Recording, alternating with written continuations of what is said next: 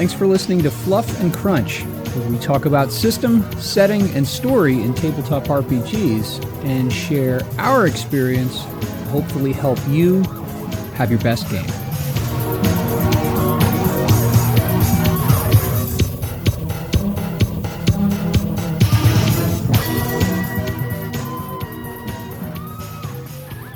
Let's see if I can hear you now. Can you hear me now? Yes, I can. That's perfect. How you doing? I'm doing good. How are you? I am well. How was your Thanksgiving? Really good. Really relaxing, which I needed. That's always a good thing. Actually, ours was too. I am a big fan of calm holidays. I am not a fan of what my mother would call a wadapopoly, which apparently is some ye olde term for overwrought and frothy when it comes to social events. How's that? A word I've never heard before, so Well, my mother is a font of quirky words that most other people haven't heard before, and some of them might even be real words. I have no idea if wadapopoly is, but anyway. Dear listeners, if you know what a wadapopoly is, or you can prove that it is actually a word, I don't even know how it's spelled, I'll look it up in my dictionary, and maybe we can put this to rest. But we took last week off because of said holiday, and I thought about doing, like I've done, book reviews and junk like that before. And I just thought, someone should not be listening to a gaming podcast that's attached to a holiday like that. So, yeah, when you didn't, I was like, oh, it's a holiday. People should be relaxing with their families. Yeah, I agree. Hey, before I forget, it's not technically a humble bundle, but it is a bundle of Traveller books, old Traveller books, the LBBs, the vaunted Little Black Books. And since we've talked a bunch of Traveller, I will put a link to this in the show notes. I will send it to you as well. You can get 61 of these little books for a whopping $15.99. Oh, that's a great deal. And deal. These are these little little books that are about 60, 70 pages long a pop, but they're $4 a piece on DriveThruRPG. So it purports to be $342 worth of Traveller excitement. And again, it's all classic Traveller from the mid 80s. Wow, there's a crap ton here. Anyway, I'll put the link in there. And here's the nifty thing is that Mongoose Traveller, the core system is so close to the original Traveller. It's just a little smoother in some places that all of these things you can put right to use. Seth has some wonderful videos on these. If anyone wants to watch them too, he does a great job with the black books. Okay, cool. So, all right, we'll put that link in there. But that's not what we're going to talk about today. So, what we are here to talk about, though, is not Traveller, but how do we put this? Because we talked about this, but the idea of planning a new, starting a new, planning a new, getting ready for a new campaign that involves disparate pieces. I was gonna say, this is really like when we were talking about campaigns last time, I said we could do an episode of an example of trying to build this. I think this is a perfect example of, hey, we're gonna take all these different pieces and build it into a campaign plan. Okay. So what we're talking about here, dear listeners, is you're the GM and you're thinking, okay, I want to start a new campaign. I've got an idea, and maybe you don't have a clear idea for the campaign, because what you need is you need system, you need setting, and you need story. You need those three things. And sometimes that's really easy. Sometimes you're like, hey, we're going to play 5e, and we're going to play Rime of the Frost Maiden, and boom. And it's in the Forgotten Realms. Your system, your setting, and your story are all decided. But for those of us who don't like pop music and don't like to be spoon-fed stuff and insist on doing our own thing, at least to some extent, oftentimes there's one or more of those three that doesn't sit with the others, doesn't come alongside them. And so, this is a great example. So we have one session left of Star Trek Adventures. We're going to play that this Saturday. The interdimensional aliens that are portrayed as like, ooh, poor refugees or something like that, I have turned into space demons because that was way cooler. And in the tradition of when your players get paranoid and develop a hunch and it's cooler than what was written in the book, you go with the wackadoo hunch. That's right. So we will finish that. We'll finish that this Saturday, and there'll be a battle, and there'll be space battles, and there'll be stuff going on a planet. And I'm thinking about doing this ambitious, trying to use the supporting characters mechanic in Star Trek Adventures, where I think what's going to end up happening with my four players is that two of the main characters will stay on the ship and be involved in a space battle above the planet where the other two characters are.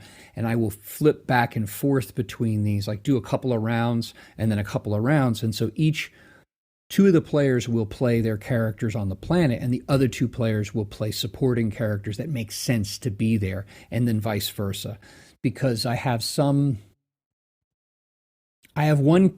doctor. I mean, like the doctor is utterly useless in space combat. So it's like you need a con officer, or the ops officer, or something like that. So anyway, so we're finishing Star Trek Adventures. My buddy is going to run a couple of sessions of Cyberpunk. I think Cyberpunk Red, not 2020, Nice. in January as a significant palate cleanser. And then by early February, I'm going to be running a new campaign.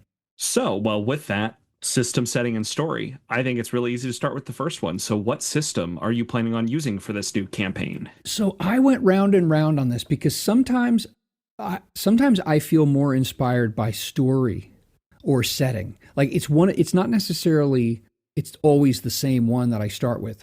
Something like Star Trek Adventures, obviously, like the system and the setting are tied together because it's the same thing. But I wanted to run a fantasy something. So I have genre, but that's not one of the three.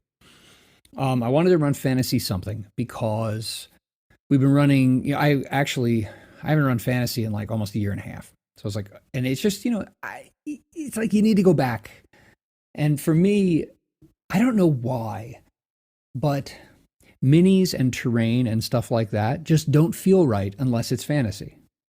It's because it's just the way it is. Like everything I've done with Traveler so far, so sci-fi, all theater of the mind. No minis, no train, but we're going back to a fantasy setting here in the near future. And the guy's already asked me, he's like, do you have your minis ready? Yeah, So yeah. it's part of the fantasy trope. Yeah, there's just something. So I'm going to ride it. And so I want to do something fantasy. Well, then I was thinking, well, okay, I'm a big fan of Shadow Dark. I like Shadow Dark a bunch. So I was thinking about that. And Shadow Dark doesn't have a setting. Shadow Dark is like first edition D&D. It's like ancient, before any of the settings or world-ish kinds of things came into being. So I was thinking, that, all right. So then I got to come up with a bunch of stuff. Not a problem, but there isn't something just sitting there that I could default to. I was thinking about using my system, my 2D20 fantasy, which I have gone through in the last couple of months and revised yet again and tried to simplify, which it needed. And I was thinking, and then I was thinking, a bunch of different things. So I wasn't thinking about the system at this point. I was thinking more settings / like what are, and when I settle on a setting, what kinds of tropes, norms, opportunities, on ramps, stuff like that are sitting there for me that'll drive me toward a story of some sort, and then help me make sense of which game to use. And that's what I'd say, like, at least in the experience that I've seen and done myself, people tend to take one of two directions. They either do system down or they do story up. Seem to be so when you're building a campaign, a lot of people that I've seen, and I've been doing this with Traveler, it's been a very system down experience. So you start with, I want to play 5e, or I want to play Traveler, or I want to play this system. And then with that, I will pick a setting, whether that's a campaign book or my own world that I've built or whatever it's going to be. And then I will build a story around whatever that is. And then there are other people where, like the first D&D campaign I ever played in, where my DM had a story lined out. And he went, okay, well, I have this story. Where do I want like to set like put that as a setting? Okay, I built this world around that setting. Okay, now that I have the setting, it's fantasy. I know 5e, we're going to play it in 5e. So most people tend to do either system down or story up. You're the first person I've ever heard talk about setting first. So that Well, was kind of so different for me. so what I was thinking is, all right, maybe I don't need a setting. Maybe I can, and can I do this? Can I strip away decades of setting and just go back to fantasy world and figure out the setting organically as we develop it? Like, could I do that? Was something that I thought a lot about. And I was like, well, gee, if I did Shadow Dark, then I just don't worry about it. Like, you're in some, forested glade and there's a town nearby, and like, that's it. And I just kind of make it up in response to them. And so I thought, and much like your dear sweet wife, I overthought. Um, and, uh, and I decided, I was like, I really like Eberron a lot. Eberron is by far my favorite fantasy setting. Like, and I could go on about that for months. Maybe we could do an episode where I sell Eberron to you and I convince James that Eberron really is the bee's knees. And if you're going to play a fantasy game, that's where you should be. It's one of the few worlds I have the least experience with in D&D. So I have stuff you sent me that I've perused, but I haven't really like played in it at all. That is a New Year's resolution as far as I'm concerned. So what happened was I started thinking about, okay, Eberron, like let me try this on for size. And what I typically do when I'm in this situation is I have all these like half-baked, underbaked ideas. And so I start just trying them out. Like, I'll spend a couple of days as a thought exercise with this combination and that combination. I'll just move back and forth. And so I started thinking about, like, well, I didn't want to do D&D 3.5. I ran that earlier this year, and I was like, wow, players, as far as I'm concerned, they like really have to behave. You can't have the optimizer. You cannot have you can't. If you have one optimizer and everyone else is just there for the fun, it wrecks. It's so destabilizing. So I thought, I don't want to run that. I don't want to do that. So I thought, well, maybe I could modify Shadow Dark to support Eberron. So I started messing around with that. And I made a bunch of progress with it. And then the more progress I made, the more I realized that there's a lot more progress I have to make this. It's even more of a port than you expected. Like, you'd think it would work, but well, Shadow Dark is so simple. And the wonderful thing about it is that not only is it simple, but it's so coherent that adding layers of complexities is actually quite easy. But you still have to do the legwork and make the legwork make sense. So I thought about that, and I was, push that off to the side. So then I started casting about it, other systems I've played. So I thought, okay, Eberron. Well, I'm not going to use 3.5, which is what it was written for. Okay, what do I want to, when I thought about translating it to my 2D20, I was like, I don't want to do that. I just don't want to do that. There's so much I don't want to do. I don't want to deal with that. So then I started thinking, and I'm not going to go through all the steps, but I landed on, and this, some people listening who have heard me groan about this before might be shocked and stunned, but I came back to Pathfinder First Edition. Pathfinder First Edition, which is basically D&D 3.75. And you don't really have to, like, I know there are probably people out there who will argue, no, it's mechanically, screw that. It is so bloody close that it's not even worth converting any of the 3.5 stuff. Doesn't matter. So I can take the Eberron campaign setting 3.5 and I can run it with maybe just a couple of on the fly at the table tweaks, and it works with Pathfinder. No problem. I have to make some of the monsters a little more powerful. Maybe give them a little more hit points, increase their AC a little bit. No worries. So it's like, okay, that sounds cool. Eberron is awesome. I know it inside and out. And not only do I know it inside and out, like I feel it. So I feel like when people start throwing stuff back at me with Eberron, I can shift and bob and weave in ways that, like, okay, this makes sense. I feel like we're doing it here. So then I have to settle on a story. I was going to say, that's what we have system, we have setting now, We have even though system, we it's a have little setting, we need backwards. story. But what is story? So I had been thinking about the only 5e campaign book I still have. I mean, I have I have the rule books, but the only campaign book I have is Rime of the Frost Maiden. And I am a sucker for cold weather adventures. I don't know why, but there's something to me iconic and compelling about like the Matterhorn, a white frosted mountain, people trudging across and breathing out. I don't know why. It's just like a parched desert like Dark Sun is like, eh. But Arctic tundra, There is just something about the frozen north, just like the adventure. And that's where it's like people tend to fall either into I love the frozen north or I want the desert. And it's one or the other. But no, there is just something about like I am in the tundra and I have to deal with all that comes with that. yeah. So I thought, okay, I'm going to do that. So then I try it on for a couple of days. So I started reading a bunch of reviews of it, and I found, like any of those campaign books, like there are high points and low points, there are rough spots. So I found some things with that. I was like, okay, I got to fix that, whatever. And then I started thinking, okay, how does that fit into Eberron? And it really doesn't. Like location wise, you could put it in the Frostfell or the Everice. Not really the Everice, but the Frostfell. You could, but like the whole 10 towns set up. Like there's the story actually, it's very Forgotten Realms. It's not Eberron at all. So I was like, okay, push that off to the side. And then I started looking at some old first edition module sets, like Against the Slave Lords, the three Saltmarsh adventures, the original Saltmarsh adventures. And then I started thinking, well, I mean, Pathfinder has all these adventure paths. I mean, I've some of them are good, some of them maybe there's a long story short.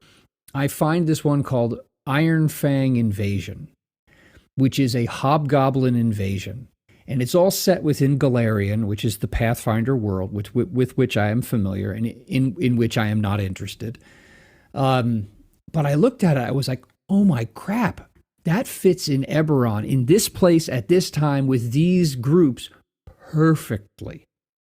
So what I've got is Pathfinder First Edition with some things yanked out. Like all I'm allowing is the core book and Eberron when it comes to feats and classes. And then what I'm doing is the thing with Pathfinder, and you've never played it, have you? I have not. I have one of my friends that I play with has been pushing for forever for us to play Pathfinder because that was his first RPG. First or second edition? Yet. So he's done both. He prefers first. I have read and I've played, I think, one or two sessions of second edition, and I was just wasn't interested. But first edition has a lot going for it. The joke of calling it Mathfinder is real. I mean, that is a real issue if you let that happen. There are a lot. There's no such thing as inspiration or advantage or disadvantage. There's a crap load of modifiers, and I'm going to work on maybe streamlining those a little bit. But the biggest problem that I experienced with Pathfinder way back in the olden days was once you hit about 9th or 10th level, the characters, because of all the feats, because feats in Pathfinder and 3.5 are far more prominent than in 5th edition, like infinitely more so. And in fact, they are more varied and central to the system, I would argue, than are like class archetypes or class, and class powers. Like they are, because you have so many choices.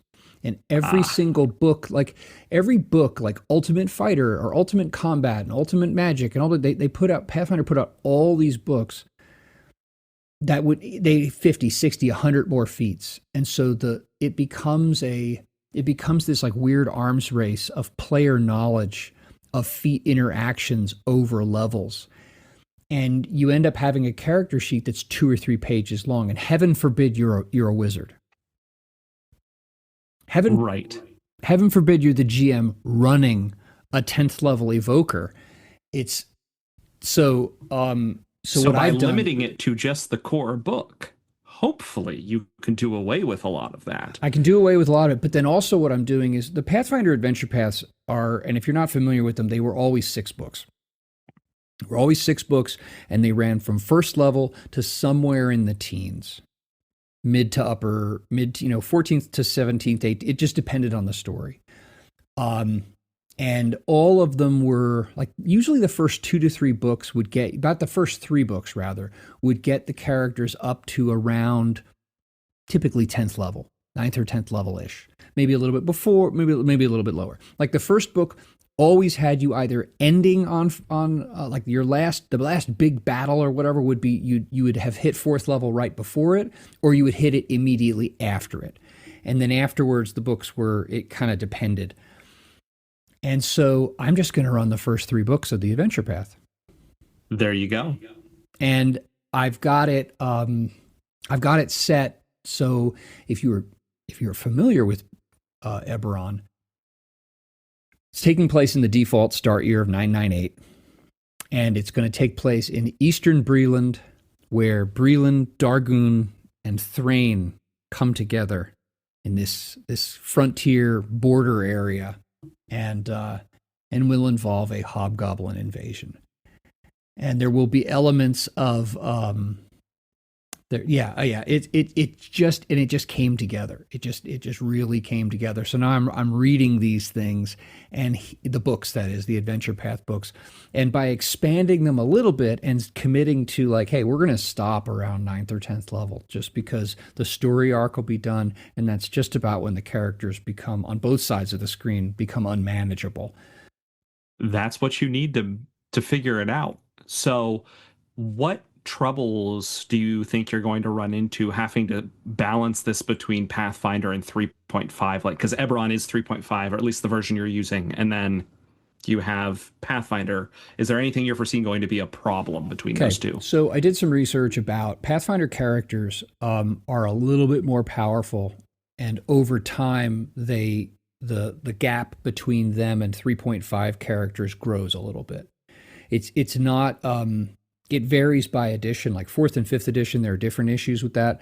But if I will more than likely, for some monsters, I will add in more monsters to increase the challenge rating of the encounter, or I will just increase the power of the monster itself by giving it some more hit points, or increasing its armor class or something like that. There are a couple of different ways that I can tweak it on the fly at the table, and I've got those figured out in terms of call it percentages, roughly how much do I have to increase the AC or the hit points by to make it, so it's not just a stupid walkover.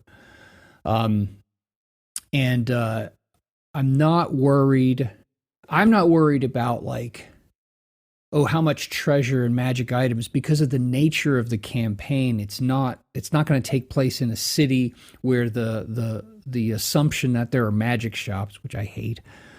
Eberron has pervasive low-level magic, like pervasive, light bulbs and faucets level magic. Right. But they don't have a magic shop where you can buy a Vorpal tank.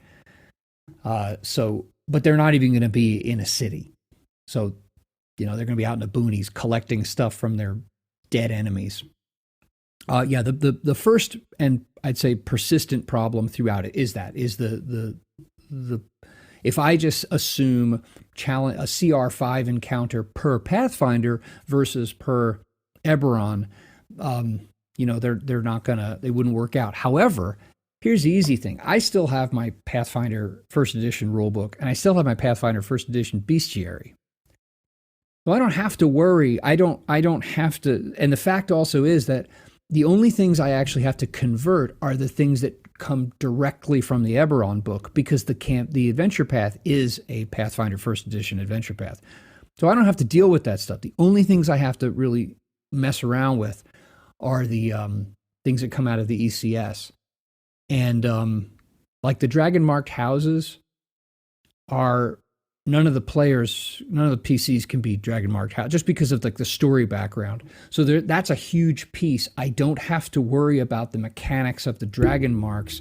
I can use them narratively. I don't have to nail them down mechanically because my players aren't going to be using them. Right, which gives you a pretty good way to get out of having to do that kind of stuff. So there really isn't. Mechanically there isn't much at this point. Like there are some things.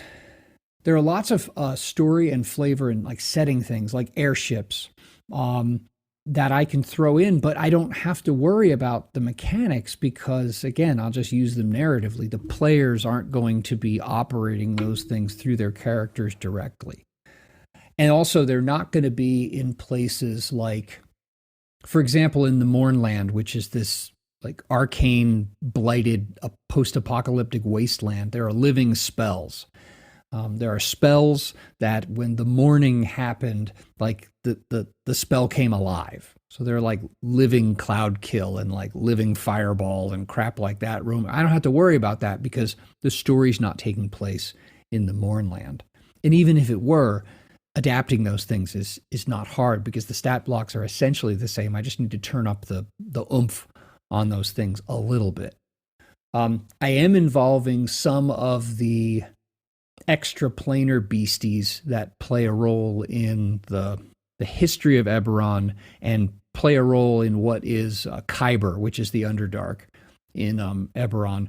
And so I am going to have to tweak those, but I can just take those in advance. Like I said, increase the things I need to, vary them a little bit so they're not like they're all just really tough to hit, because I just increased the Right, AC. You have plenty of prep time. Yeah, because I'm not going to be running this until like February, which, by the way, is key. It's really easy to get super excited about a new campaign and you run off half-cocked and not as well prepared as you should be. And so I have a forced month and a half and some before I'm going to sit down and run this thing. Right. Well, what really drew you to this story as being the one that you want to use? Well, that's a great question. Because Eberron offers a great grab bag and combination of, you can have urban intrigue, you can have politics, you could have crime lords and crime families and stuff like that. And there's this terrific city of Sharn, which is, this massive, fantasy metropolis.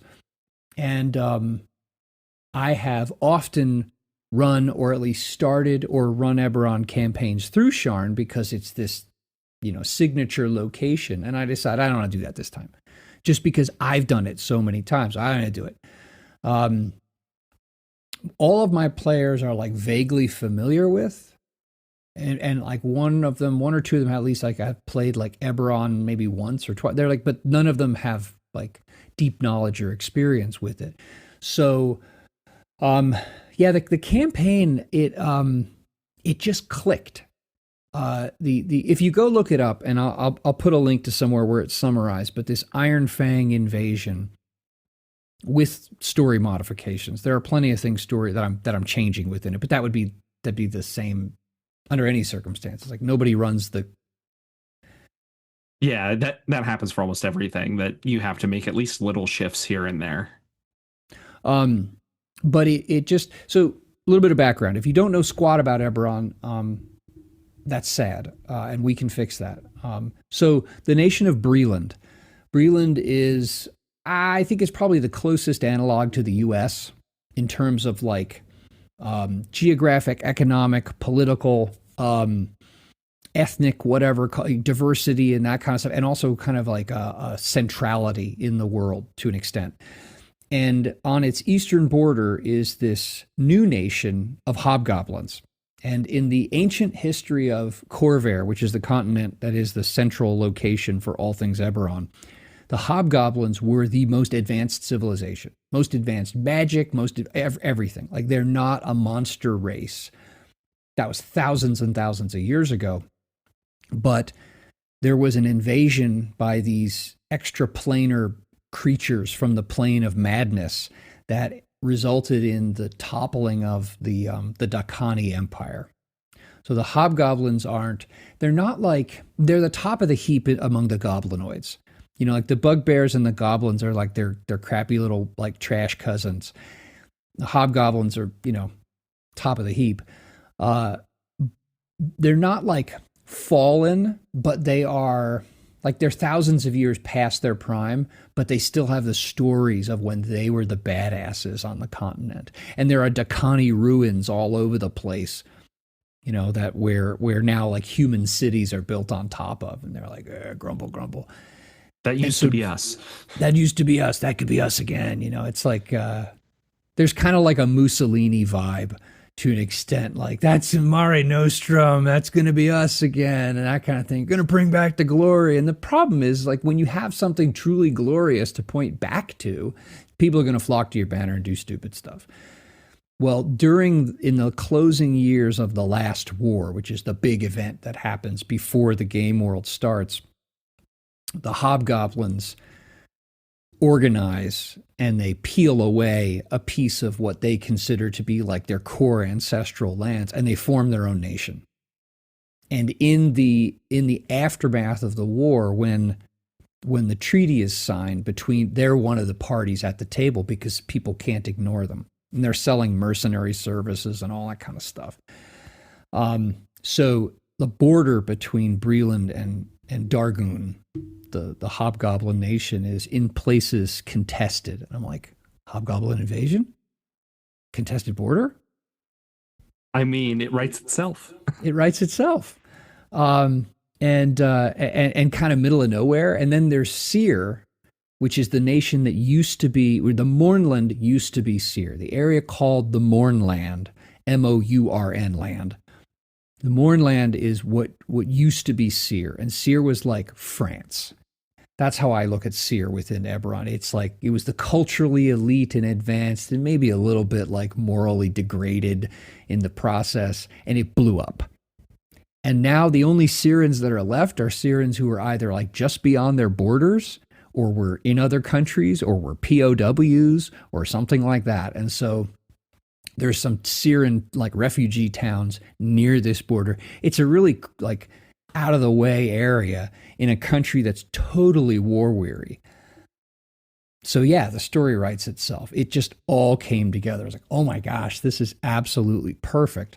And it's a wilderness focused with some subterranean stuff and some like more urban elements later in the story.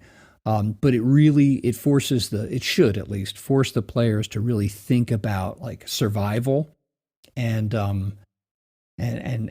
how do you not only survive, but how do you strike back when you're stuck somewhere. So the perfect fantasy, like it is really the classic fantasy, not just setting, but like within a world that has as much history, the classic fantasy trope within that world, which is great.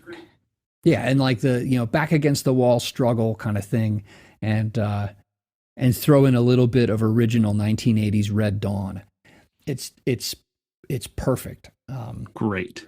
So that's how it all came together. So what I've been working on, as well as, you know, reading the first book in the Adventure Path, is going through and writing up some player materials, like what classes are allowed, what races are allowed. And here's a bit of advice for anyone thinking about doing this, like trying to put different things together. And maybe this will be controversial for some, but I don't care. This is a place where I've used AI systems. Both ChatGPT and Claude AI enable you to upload files and create a project. So you create, I don't know if I told you this before. Yes? No? We've talked about using them, but I don't know about this specifically. So what you can do is you can create a project. You give it a name. You can give it like core instructions, like whenever you're doing things within this project, do this, do that, and whatever. And you can do that. But then what you can do is you can upload files to the project, and then you can point to those files. So what I did was I have found detailed summaries of the adventures. I've taken my notes about Eberron. It's not very good at reading maps, what I've done is I've taken a whole bunch of files that I have that are background material on this adventure path, put them in the project notes, the project collection of files, so that I can look for, and I've asked it to scan for things like, patterns of things. I've asked it to look for, analyze it for things that might conflict directly with like Eberron setting, like mechanical issues and things like that. So that's helped me. That's helped me make the decisions that I've come up with. That like, okay, this is where I'm tweaking this. Like, I don't need. Here's a plot line that twists through the adventure path, which I don't need because it's not very Eberron-y. And so I'm going to replace that, either junk it or replace it with something that fits better with the setting. So that's been actually very helpful. And the nice thing is too is you can take I found some book that someone made, just a PDF, like a community thing, like the Grand History of Eberron. It's like a couple hundred pages long. So just dump that in there, things like that. And that's been really helpful to sketch out like an outline. And then as I'm going through and reading the Adventure Path books in detail now, making sure like, okay, is there something plot-wise that conflicts with something? Is it gonna push hard against what feels right for Eberron? And then I can, in the next month and a half before I start running it, I can make those changes so that even the stuff in the second and third book I can foreshadow. Yeah, that makes total sense. So it sounds like all of it just fits really well together, and that makes this much easier because there's not as much work. Like, there's a lot of work you have to put into it, but it's not like I'm completely doing one of these three from scratch. Right.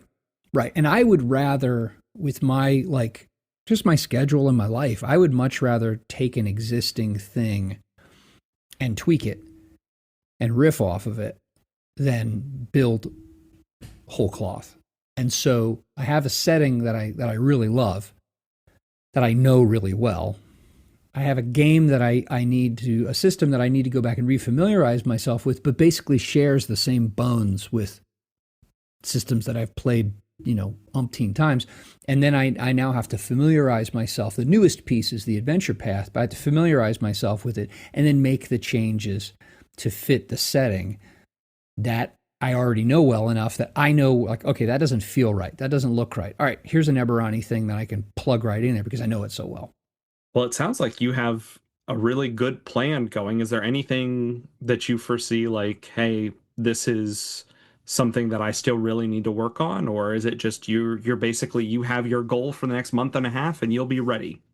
No, I think I've got what I need to do.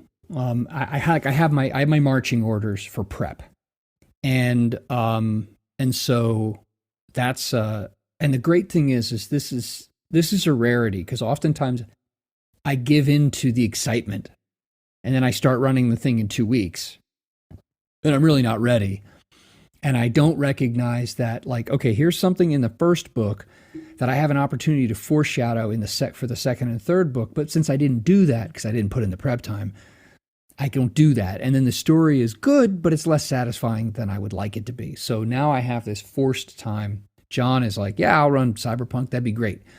After this weekend, I am out of the chair until probably February. So I have all this time. So yeah, no, I'm in a good place. And I think that there's my bit of advice is that you want to do the big campaign or you want to lay the groundwork for it. You need to obviously determine those three things: system, setting, and story, and then give yourself time and let yourself get excited about it. But don't let the excitement overwhelm you and you jump right to it. Give it time to make yourself really ready so that you can really do the best job that you can. Yeah, I agree. And that's what I would say for anyone who's listening to this that wants to do something like this. And that's where I would ask myself those three first. Be like, what is speaking to me the most? The system, the setting, or the story? Because you can build from any of them. But once you have one of those, it makes it a lot easier. And it's usually easier to let one of them speak. Like for me, Traveler's been the thing that's been speaking to me. Makes it really easy because it's a system. But if you have a setting like Eberron that you really want to use, you can do that. You just need to pick one of them and then build from there. Yep. I agree. All right, cool. All right. Thank you, as always, for listening to Fluff and Crunch. You can subscribe to the podcast. You can subscribe to the YouTube channel, all through the links in the show notes.